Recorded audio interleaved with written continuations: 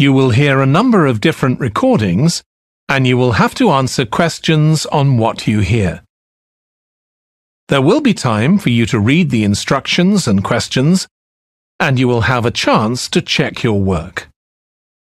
All the recordings will be played once only. The test is in 4 sections.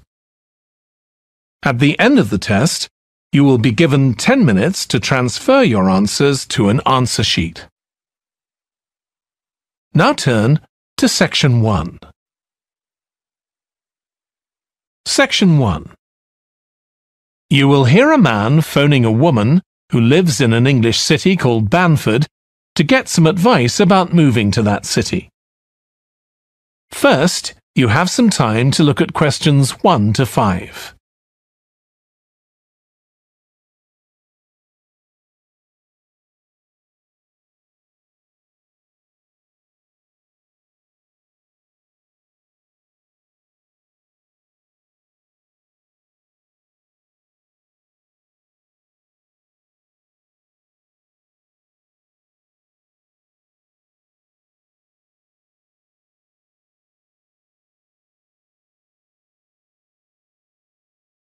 Now we shall begin. You should answer the questions as you listen because you will not hear the recording a second time. Listen carefully and answer questions 1 to 5. Hello, Linda speaking. Oh, hi, Linda. This is Matt Brooks. Alex White gave me your number. He said you'd be able to give me some advice about moving to Banford. Yes, Alex did mention you. How can I help? Well, first of all, which area to live in? Well, I live in Dalton, which is a really nice suburb. Not too expensive, and there's a nice park. Sounds good. Do you know how much it would be to rent a 2-bedroom flat there? Yeah, you should be able to get something reasonable for £850 per month. That's what people typically pay. You certainly wouldn't want to pay more than £900. That doesn't include bills or anything. No, that sounds all right. I'll definitely have a look there. Are the transport links easy from where you live? Well, I'm very lucky. I work in the city centre, so I don't have to use public transport. I go by bike. Oh, I wish I could do that. Is it safe to cycle around the city? Yes, it's fine. And it keeps me fit. Anyway, driving to work in the city centre would be a nightmare because there's hardly any parking. And the traffic during the rush hour can be bad. I'd be working from home, but I'd have to go to London 1 or 2 days a week. Oh, that's perfect. Getting to London is no problem. There's a fast train every 30 minutes, which only takes 45 minutes. That's good. Yeah, the train service isn't bad during the week, and they run quite late at night. It's weekends that are a problem. They're always doing engineering work, and you have to take a bus to Haddam and pick up the train there, which is really slow. But other than that, Banford's a great place to live. I've never been happier. Before you hear the rest of the conversation, you have some time to look at questions 6 to 10.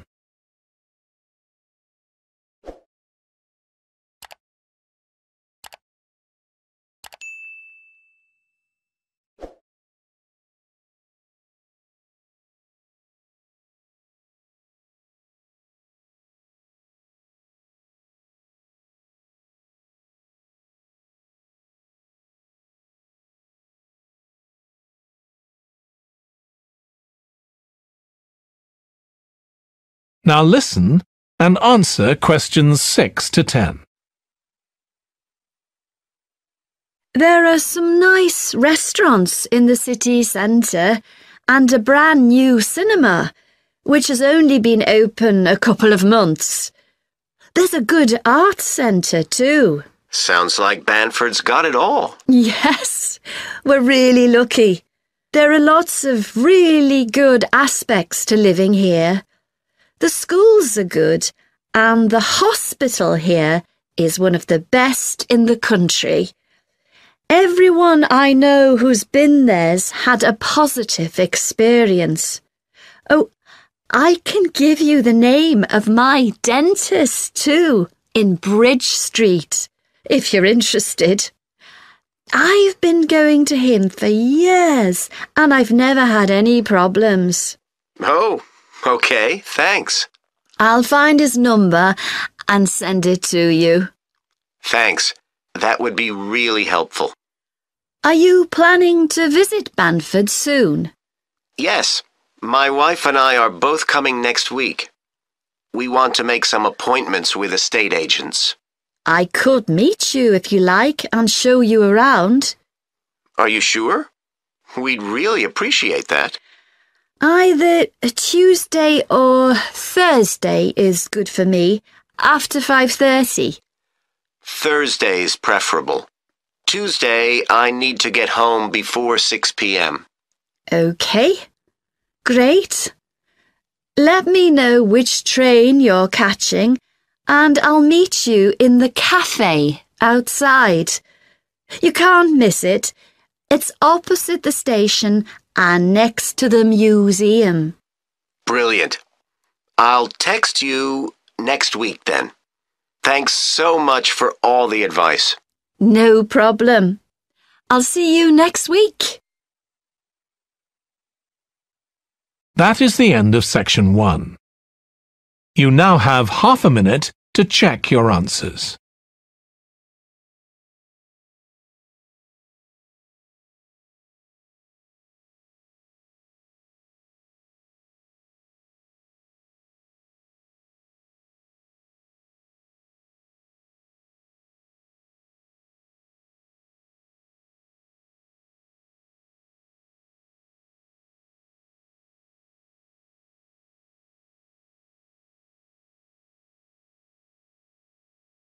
Now turn to section 2. Section 2. You will hear a fitness instructor talking on the radio about different ways of keeping fit. First, you have some time to look at questions 11 to 16.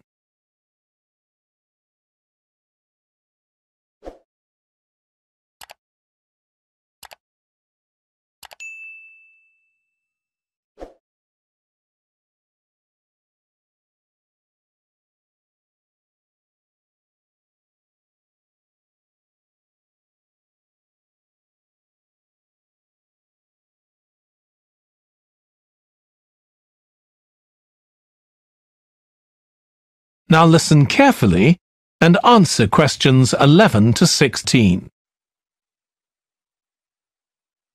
So, if you're one of those people who hasn't found the perfect physical activity yet, here are some things to think about which might help you make the right decision for you.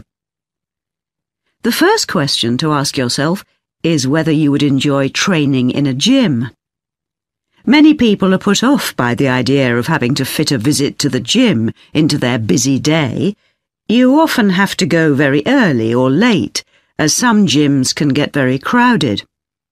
But with regular training, you'll see a big difference in a relatively short space of time. Running has become incredibly popular in recent years. That's probably got a lot to do with the fact that it's a very accessible form of exercise. Anyone can run, even if you can only run a few meters to begin with. But make sure you get the right shoes. It's worth investing in a high-quality pair, and they don't come cheap. Another great thing about running is that you can do it at any time of day or night. The only thing that may stop you is snow and ice. Swimming is another really good way to build fitness. What attracts many people is that you can swim in an indoor pool at any time of year. On the other hand, it can be quite boring or solitary. It's hard to chat to people while you're swimming lengths. Cycling has become almost as popular as running in recent years. That's probably because, as well as improving their fitness, many people say being out in the fresh air in a park or in the countryside can be fun, provided the conditions are right, of course. Only fanatics go out in the wind and rain. Yoga is a good choice for those of you looking for exercise which focuses on developing both a healthy mind and body. It's a good way of building strength, and with the right instructor, there's less chance of hurting yourself than with other more active sports. But don't expect to find it easy. It can be surprisingly challenging, especially for people who aren't very flexible. Getting a personal trainer is a good way to start your fitness program. Obviously, there can be significant costs involved, but if you've got someone there to encourage you and help you achieve your goals, you're less likely to give up. Make sure you get someone with a recognised qualification, though, or you could do yourself permanent damage. Before you hear the rest of the radio programme, you have some time to look at questions 17 to 20.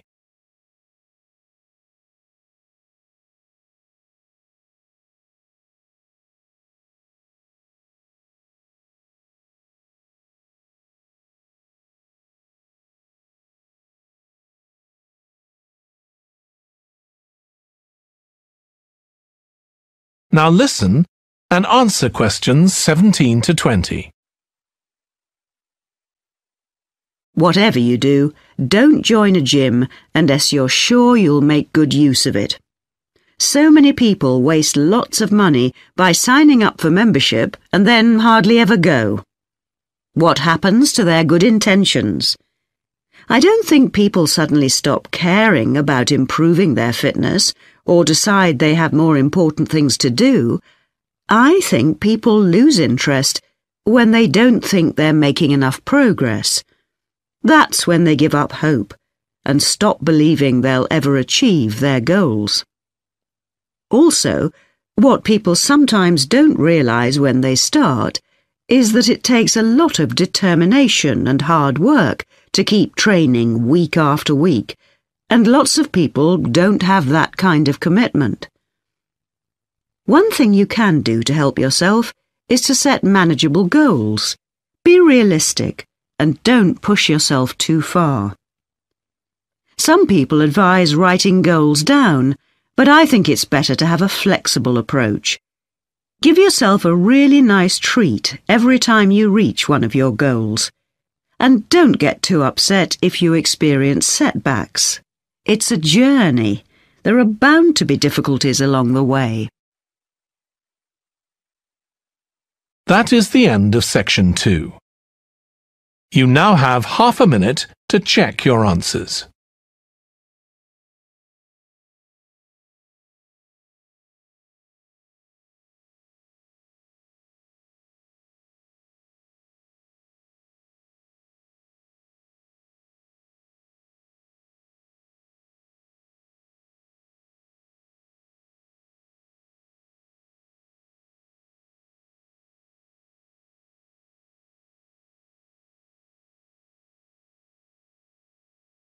Now turn to section 3. Section 3. You will hear a textile design student called Jim discussing his project on using natural dyes for colouring fabrics with his tutor. First, you have some time to look at questions 21 to 24.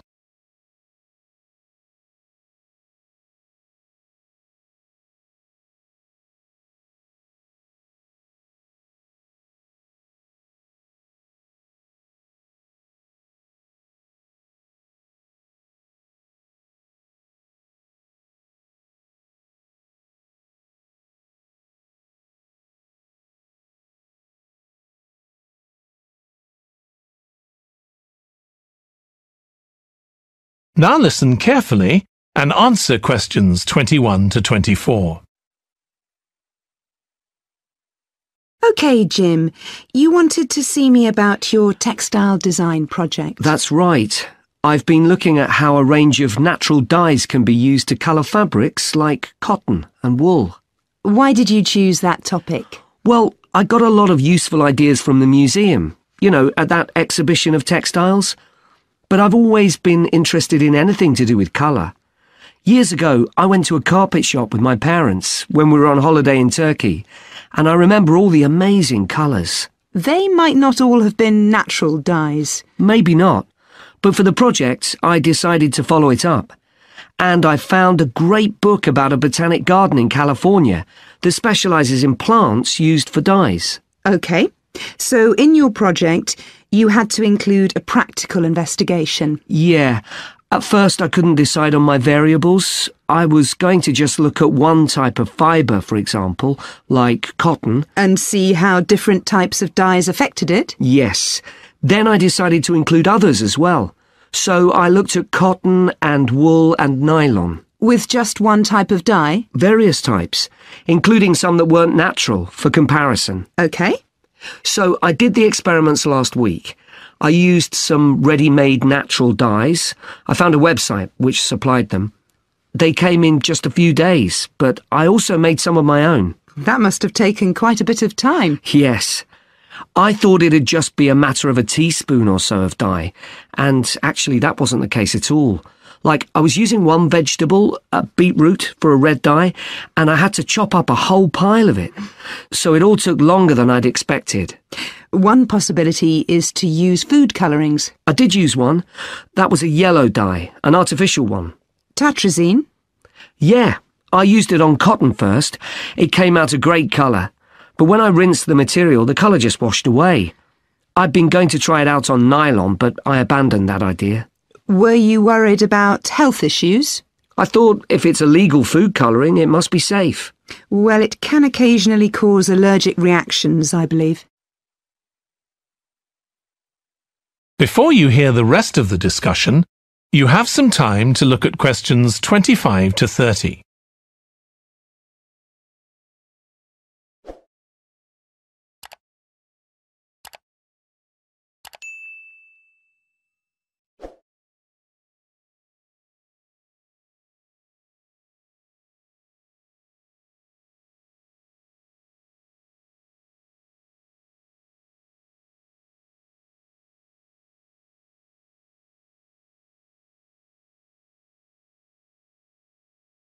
Now listen and answer questions 25 to 30.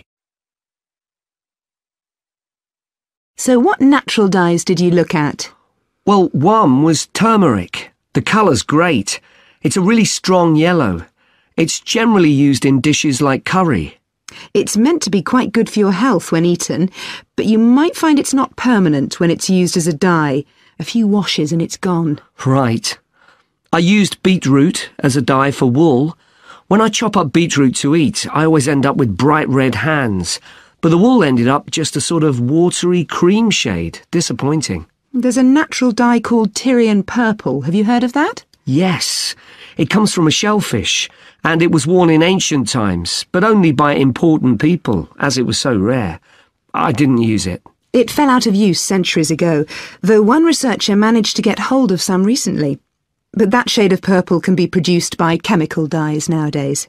Did you use any black dyes? Logwood. That was quite complicated. I had to prepare the fabric so the dye would take. I hope you were careful to wear gloves. Yes, I know the danger with that dye. Good, it can be extremely dangerous if it's ingested. Now, presumably you had a look at an insect-based dye, like cochineal, for example. Yes, I didn't actually make that. I didn't have time to start crushing up insects to get the red colour, and anyway, they're not available here. But I managed to get the dye quite easily from a website, but it cost a fortune. I can see why it's generally just used in cooking and in small quantities. Yes, it's very effective, but that's precisely why it's not used as a dye. I also read about using metal oxide. Apparently you can allow iron to rust while it's in contact with the fabric, and that colours it. Yes, that works well for dyeing cotton. But you have to be careful as the metal can actually affect the fabric, and so you can't expect to get a lot of wear out of fabrics treated in this way. And the colours are quite subtle. Not everyone likes them. Anyway, it looks as if you've done a lot of work. That is the end of section 3. You now have half a minute to check your answers.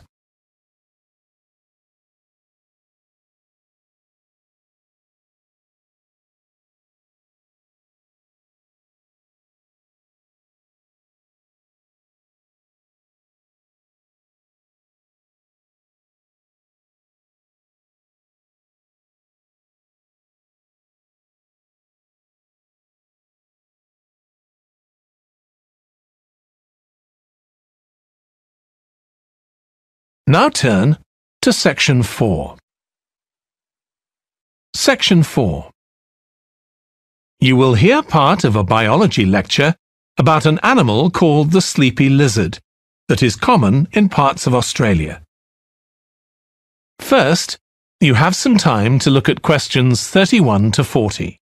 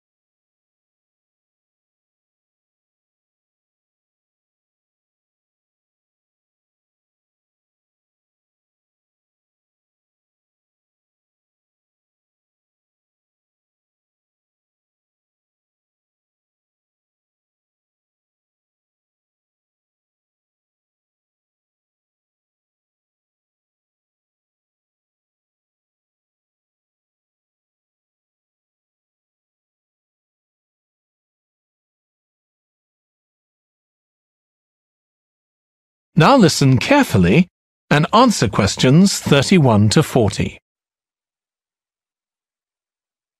Last week we started looking at reptiles, including crocodiles and snakes. Today, I'd like us to have a look at another reptile, the lizard, and in particular, at some studies that have been done on a particular type of lizard whose Latin name is Tiliqua rugosa. This is commonly known as the sleepy lizard because it's quite slow in its movements and spends quite a lot of its time dozing under rocks or lying in the sun.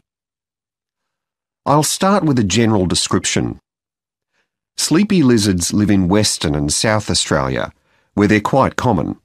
Unlike European lizards, which are mostly small, green and fast-moving, sleepy lizards are brown, but what's particularly distinctive about them is the colour of their tongue, which is dark blue, in contrast with the lining of their mouth, which is bright pink.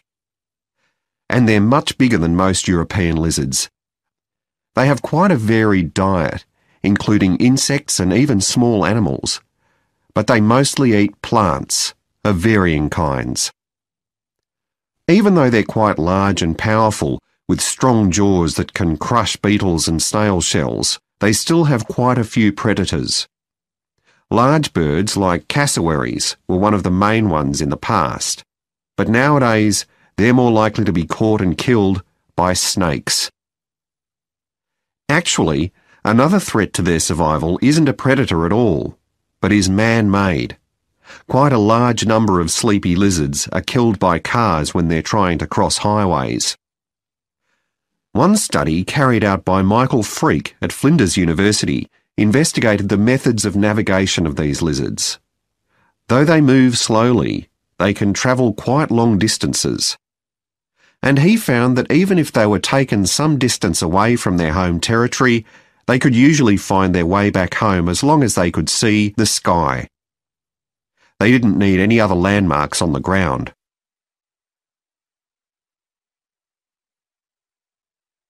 Observations of these lizards in the wild have also revealed that their mating habits are quite unusual.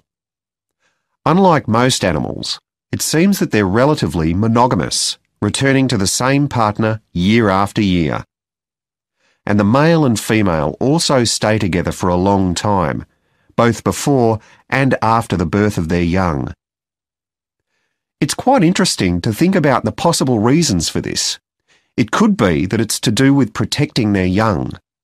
You'd expect them to have a much better chance of survival if they have both parents around. But in fact, observers have noted that once the babies have hatched out of their eggs, they have hardly any contact with their parents. So there's not really any evidence to support that idea. Another suggestion's based on the observation that male lizards in monogamous relationships tend to be bigger and stronger than other males.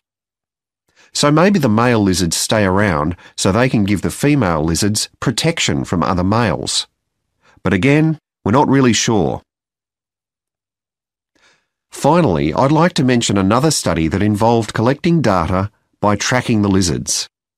I was actually involved in this myself. So we caught some lizards in the wild and we developed a tiny GPS system that would allow us to track them, and we fixed this onto their tails. Then we set the lizards free again, and we were able to track them for 12 days and gather data, not just about their location, but even about how many steps they took during this period. One surprising thing we discovered from this is that there were far fewer meetings between lizards than we expected. It seems that they were actually trying to avoid one another. So why would that be? Well, again, we have no clear evidence, but one hypothesis is that male lizards can cause quite serious injuries to one another. So maybe this avoidance is a way of preventing this, of self-preservation if you like.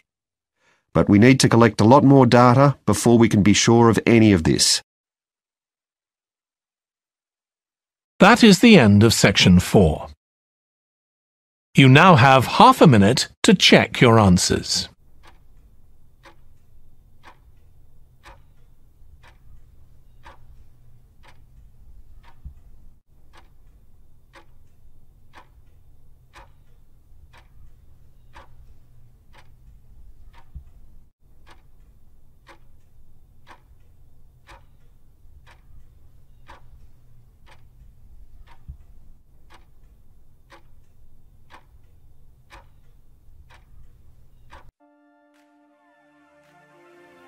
That is the end of the listening test.